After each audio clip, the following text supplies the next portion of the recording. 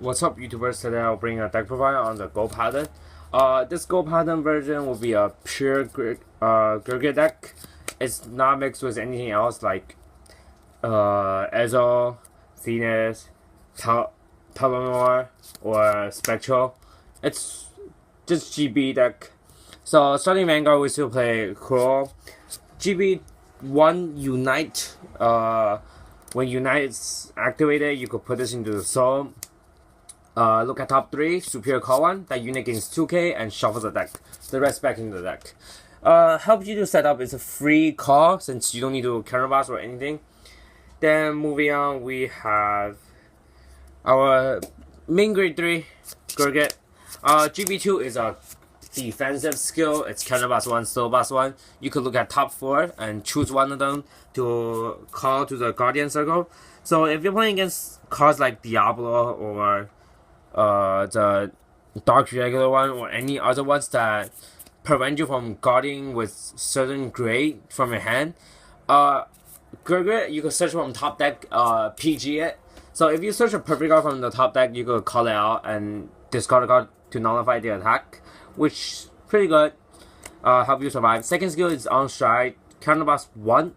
You could look at top 4 to Superior Call 1. That unit gains 2000, and you could return the rest to the deck and shuffle it. So it doesn't stack to the bottom, which doesn't help you stack trigger, but help you to call, thin out the deck too, which is pretty good. Then we play 3 Daunticle.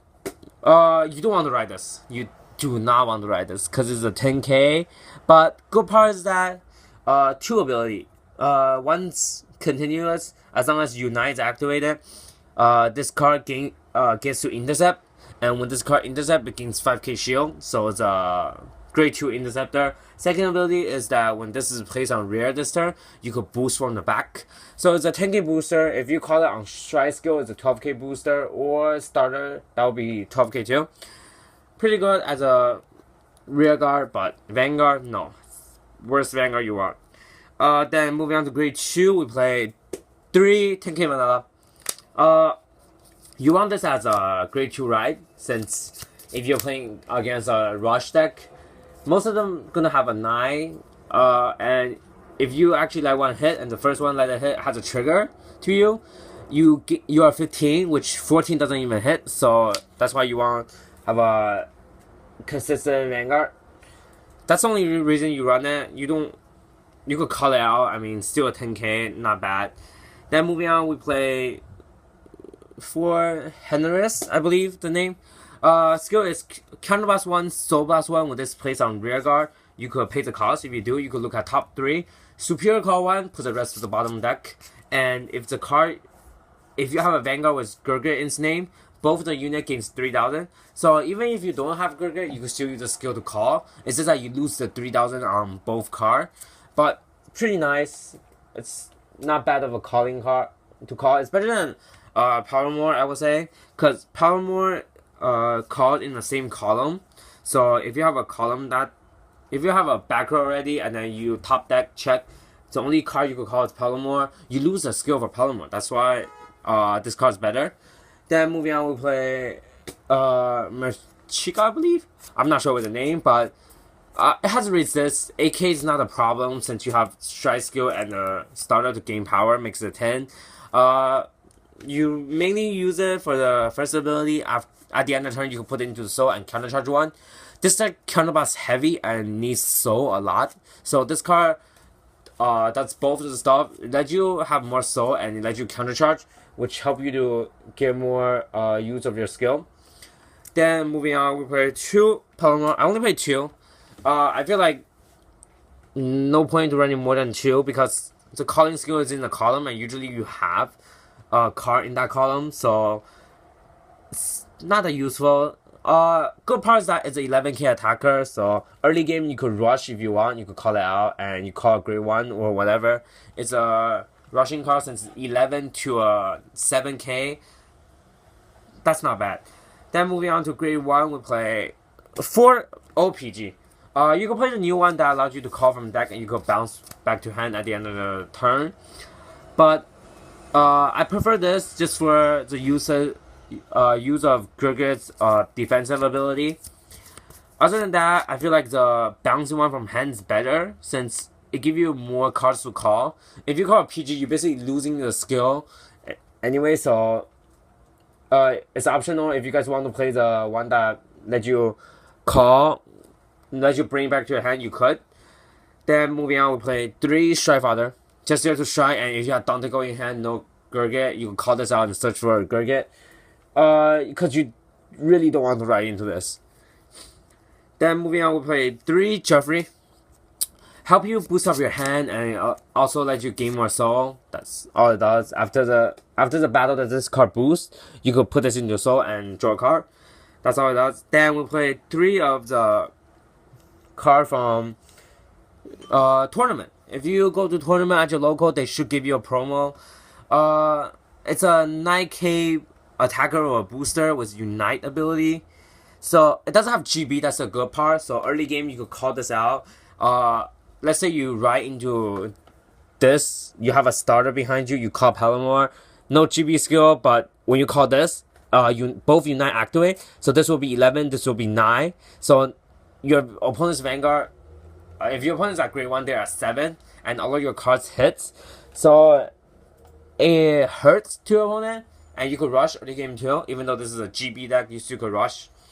Then moving on, we play 4 Gurguit Crit and 4 Flame of Victory. Flame of Victory allows you to soul charge. Both allows you to soul charge, but difference that the Lion give you 5k and let you draw a card. Flame of Victory only gains 3,000. But that 3,000 helps you because like 8k you have. Strike skill that will be 10k. With this, that's 13. It hits over 11, so it allows you to hit your opponent's Vanguard. Then we play 4 Stand Trigger. Stand Trigger is there to counter charge. Plus, it's a 7k attacker or a booster, which is not bad. If you actually top deck your top deck check, it's all trigger. Stand Trigger is a better option to call since 7k attacker or booster lets you counter charge and gains a soul. Why not? Then we play 4 Heal Trigger. G-Guard and help you survive. That's all it does. Then moving on to Strike, we have best card for the Strike, 4 Dragon. I usually, playing the pure Gurguit, I usually strike into this first because I want the GB2. This first time you strike, you lose the benefit of calling more than 1 to do multiple attack. But it has Unite ability, and when this card attacks you, you can counterblast 1. Choose 2 of your unit from the board and return them to the bottom deck. Then look at top 7. For each face-up G-Zone card you have, you could call that amount. So the first time you do it, it's only be 1, but not bad. 1's good enough. Give you 1 extra attack, and it's set up GB2 for you. And then if you call 3 or more, you could soul charge 1 and counter charge. So the second time you do it, it's usually you strike 2 or 3 more time, and then you go for this. You allow you to set up your whole board. Since if you have Jeffrey, Stand Trigger on the board, and returning 2, also they go into the soul, your board's pretty much empty. So with the skill, you call whole board back out. But the downside is that you lose the Stand Trigger though. So if you try to check a stand, the Stand Trigger effect will be wasted, but you gain the 5,000. That's not that bad. Then we play 2 Spirit Cross. Powerhouse is just there to pressure your opponent. Then we play 2 Gurguit. Also another Powerhouse. Usually a finisher, not like Spirit Cross. Spirit Cross is just there so you could push harder. But usually when you're trying to Gurguit, you win because the power is really high. For each time you do it, let's say you have a full board. And the first time you do it, your Vanguard gains 25k, or your Rearguard gains 5k. And if you do it more than once, as long as you have enough calls for the counterblast 1 and 2 soul, and you unite this turn, you could use it as much as you want. So if you have 5 open counterblasts, wasting 1 on strike skill, then calling 2 or 1 card from the hand to make unite activate, and you flip 4 times, you basically win if your opponent has 5 damage, unless they're playing Kagero, which they could Griffin your Rearguard and PG your Vanguard. But if you have this card, they can't Griffin it since it has resist on it, so it helps. Then we play 2 Spear Cross Dragon. My bad. This is Scotch Point. This is Spear Cross. Spear Cross is just there when you're playing against like Kagero, which has burned your whole board. When you don't have a board and you don't really have hand, and you have 2 counterblast open, you can just shine into this and then counterblast 2 for each face-up card you have in your G zone. You could top 5 to call as many amount as there is. So if you have 5 face-up, you could just call all 5. Usually you don't, because there will be trigger in it, so you bring the trigger back. But it's good to set up your board. Then we play 1 Iglombris. Usually if you don't want to first turn stride this is a good target for your first turn stride, because it brings out a card for you. That's how it does. Then we play 1 Seabreeze. You don't want to get like you play Grey Lock game with you can't really win with this deck because you don't have the superior call ability. So setting up yourself with GB1 is nice.